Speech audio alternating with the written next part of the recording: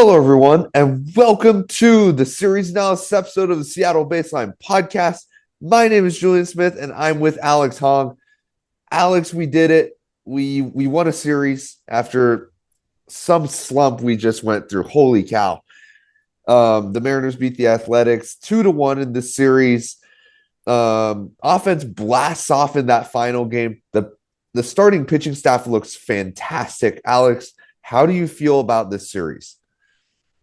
Yeah, Julian, this is an amazing comeback from bounce back from what we had 2 series ago. Obviously, we had a really bad series against the Phillies because we didn't win a single game, and then we lost some to the White Sox and the Mets. So it's good to win a series for once finally. But yeah, it was a little interesting, I'd say. Yes, you talked about the pitching and the starting pitching, and yes, that was really good the entire series. All three of our starters, Gilbert in the last game, like 13 strikeouts. What a amazing start. It's good for him that he bounced back after the Phillies started the last series. Kirby and Wu, they did their thing. So yeah, I was really pleased with the starting pitching. The offense, like you mentioned, the last game they went out of control, right? And they scored 11 runs, but I do think like their offense in the first 2 games. In the first game, we still won, but we got 3 runs all off of home runs. And we didn't get that many hits in general. Like the first game, we got 5 hits. The second game that we lost, we got 3 hits, and that included the extra innings time. So yeah, the offense was not very well. They only really did anything in the last game. Yeah, I agree with you. I think we go back to the Mets series where we scored, I think it was 11 runs against Sean Manaea, right? And then we went cold from there. We go on to get swept by the Phillies, and then we come back here against the Athletics, and all we really do offensively is score 11 runs in the third game. We really didn't do much in the first 2 games. If you score those 2 runs, like if you score 9 runs in the third game and you score 3 runs in the second game, you sweep the Athletics in this series. And so I think there's a lot of consistency issues, mostly because we score so many home runs that our guys, our hitters aren't really getting on base very many times. So all these home runs end up being solo shots, and then you don't really score the guy in scoring position because you don't get single hits. And I think that's the part that to me signals there could be a little bit more to expect from the Mariners, especially with this Mariners offense being one of the most potent lineups in the MLB. And you know what? With Victor Robles back right now, I feel pretty good about that. Yeah, and Robles did come back. And during this series, in both the games he played, he got 2 hits, right? Or he got a hit in each game. So yeah, it's really nice to have Robles in there when Canzone is out. And I think it's a really smart thing what he and the Mariners did. Like Canzone, he can't play right now. And Robles decided to appeal his suspension. So even if like the appeal doesn't work and he ends up getting suspended, right, and he has to serve his time, it'd be nice to have that suspension happen when Canzone is actually in the lineup and not when Canzone isn't in the lineup, because then short on outfielders. So I really like that Robles is playing, even if he has to take a break for the suspension. That's okay, as long as right now they're doing a lot. Without Canzone out there, he's been really important for the Mariners all season. You know, it'd be pretty important for Robles to come out there and continue his thing, and he's been doing well since in the 2 games he come back. I know a very small sample size, but yeah, I'm excited for that going forward. And you know what? Victor Robles is always going to have some sort of value because he runs the bases well and he defends extremely well at right field. His right field defense is really good. And so he if Dom Canzone comes back and you're in the playoffs, you can pinch run Robles, you can pinch hit Robles. There's so much possibility that could happen with this team now that Victor Robles is back in the lineup, and I'm super happy. But this Victor Robles reunion comes with a sad goodbye to longtime Mariner Dylan Moore. Um, he's There's so many memories with Dylan Moore. he just didn't fit the team this year. It's too bad because he just clearly wasn't playing, not just the way he wants to play, but clearly he just wants to. He just wasn't good enough to be on a major league team this year, and it's too bad we have to let him go. But I think this opens up a lot of possibilities for the team. Yeah, it is a little sad to see Dylan Moore go. I know we talked about how we wanted him out of here, but it's not like we hated Dylan Moore or anything. Like Dylan Moore, he was the longest tenured Mariner at this point on with everyone on the team. He had a lot of good memories. One memory I know a lot of Mariners fans remember is the grand slam he hit against Houston. It was the game we started. I believe we started Darren McCoggan. If you don't know his name, that's okay. We started like a random pitcher, and he gave up like 7 runs, and then we were down a lot, and then the Mariners had a big comeback, and then Moore had an amazing grand slam, and that was a crazy, crazy game. But yeah, he won a gold glove last year. He was really, really good. I mean, the year the Mariners made the playoffs, he was really, really good that year against left-handed pitching. So Dylan Moore, and he was always a good utility player. Dylan Moore, he had a lot of good memories and a little sad to see him go, but it was definitely necessary from a team perspective because Dylan Moore, he was not cutting it, and we gave him a lot of chances. And at this point, we had to let him go. And especially if Robles is just so much better, like and more valuable to this team to keep. So yeah, Yeah, it is a little unfortunate, but it had to happen. Every player, like no one's gonna be on the team forever, right? So it had to happen. And I do wish he has some success and wherever he goes next. yeah, and I'm sure he will. He has excellent base running ability, and hopefully, he revives his defensive ability. He'll have a lot of value for a team to pinch run him in the 10th inning, 11th inning. A great playoff player. But moving on from that, the standings. The Mariners have, after hitting that massive slump, they went from being the top wild card team to the bottom wild card team. Not by much, though. They're only down from the top wild card spot by 1 win, but still, we're not the top spot anymore. We're behind the Yankees and the Red Sox. Yankees above us by zero point 0.5, Red Sox above us by 1.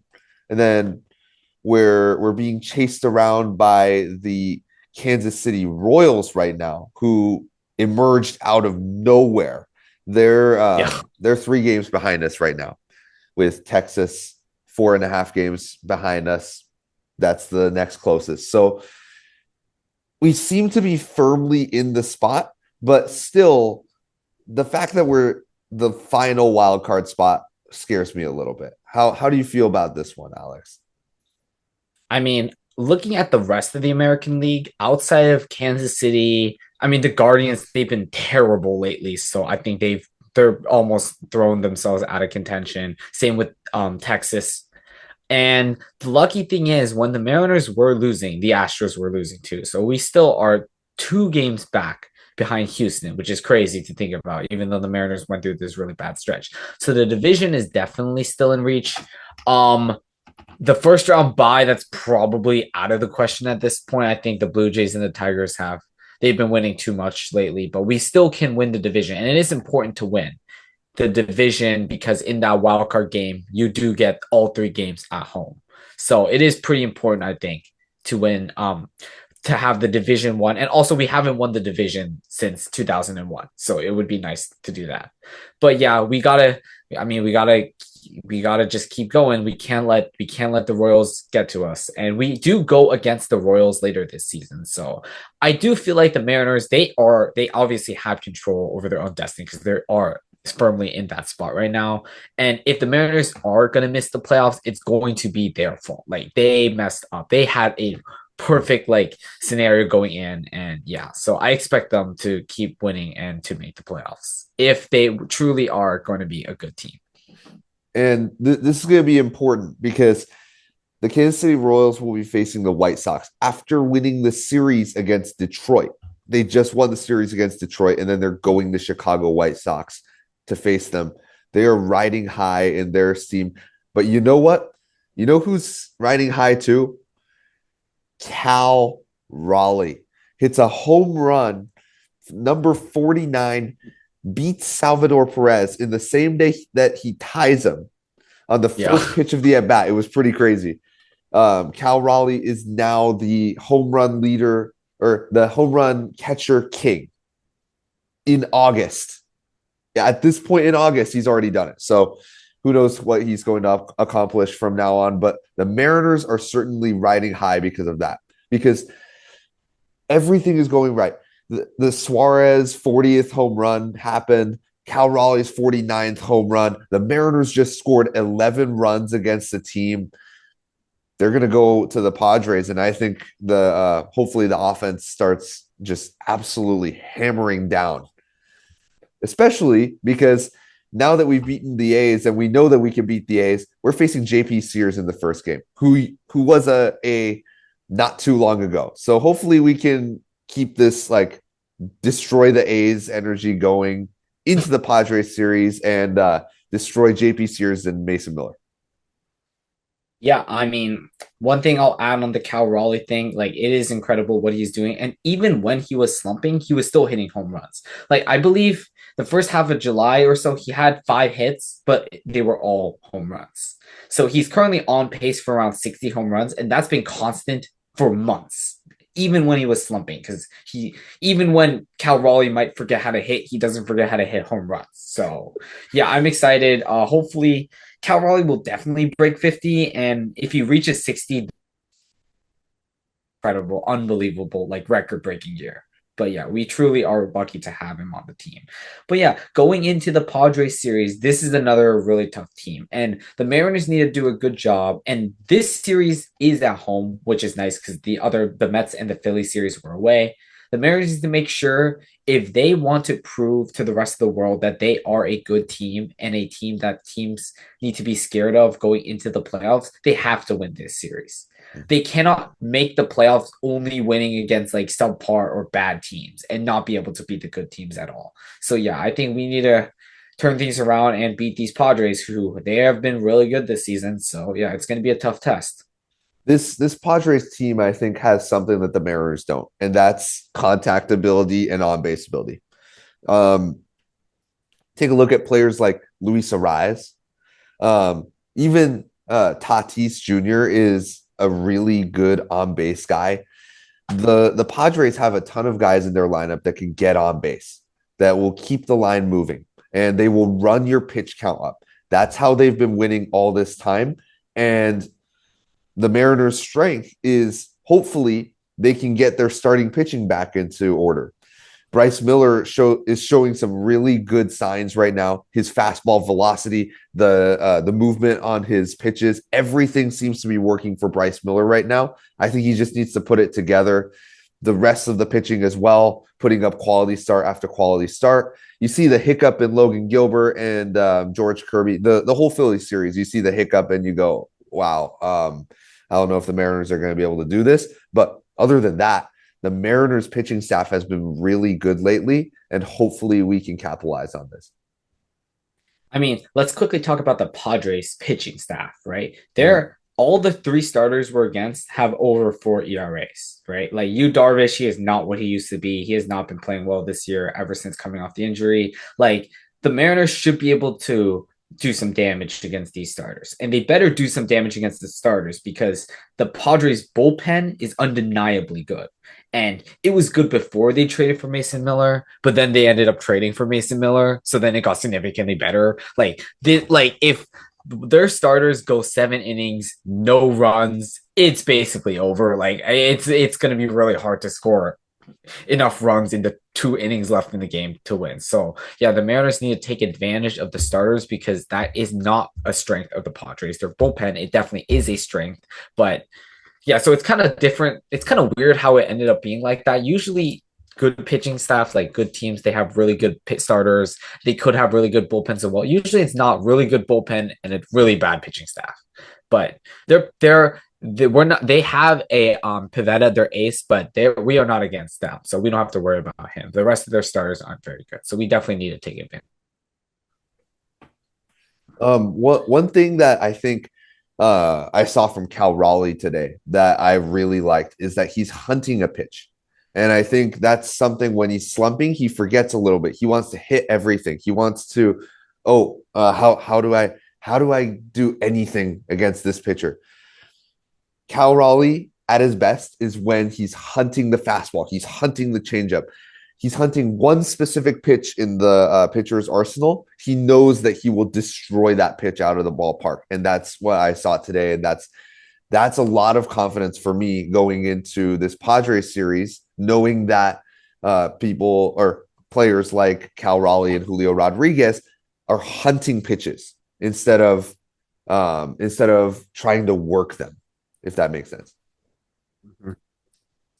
Yeah, their offense is pretty good as well. Like I said, they don't have too many home run threats. They have some big names like Tatis, Manny Machado, right? Pretty big names, all stars. But the rest of their team, they're good at drawing walks, they're good at avoiding strikeouts, they're good at getting contact. So they're a little different than the Mariners' approach on offense. But yeah, that strategy has been doing well for them. They've won a lot of games and they're competing with the Dodgers for that division. So I mean, going into the season, everyone thinks, oh, Dodgers, easy division, right? Not even close. But I mean, the Padres have made it competitive. So, and yeah, the Padres Mariners series at Seattle is always pretty fun, right? Like usual interleague rivals. So this should be a fun series for the team, but it's going to be very important because we are against a good team. And like I said, the Mariners, I think, need to prove to the fan base and the rest of the MLB that they can do good against a good team. So yeah, this is going to be one of the important tests going down the line here. Yeah, I agree with you. I think the Mariners should treat this as a playoff series, and they need to go get the win. If the we don't face the Padres in the first round, but if we did and we lost this series, we're knocked out of the playoffs in the first round. And so that's something to keep in mind. You need to be able to. You don't need to dominate against these guys. These guys are good. This is a good team that we're facing here, but you need to be able to scrape across a win. Even when it seems bad, you can just get that one run to win the game, and that's something the Mariners have been lacking lately. So I'm excited to see this series. I'm excited to see the hitters' approach changing a little bit. Right now, I'm really excited. Hunt pitches, hunt them. Like if you're looking for a fastball, destroy that fastball. That's what Cal Raleigh did today, and it worked perfectly. Get more hits, get more runs, score, get more wins. Let's go get it. Hey, thank you everyone for tuning in. Check us out on Spotify, Apple Podcasts, and our beautiful faces on YouTube. Check out our Instagram. And as always, go Mariners. Go Mariners.